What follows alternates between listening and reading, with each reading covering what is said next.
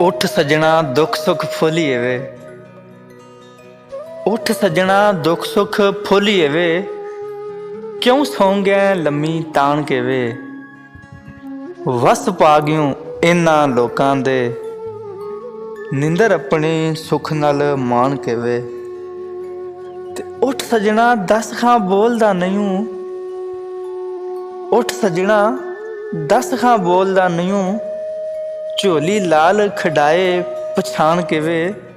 सुते उठदे कदे नहीं ओ आसफ, जेड़े सौ जाण रब दी ठाण के वे, जेड़े सौ जाण रब दी ठाण के वे।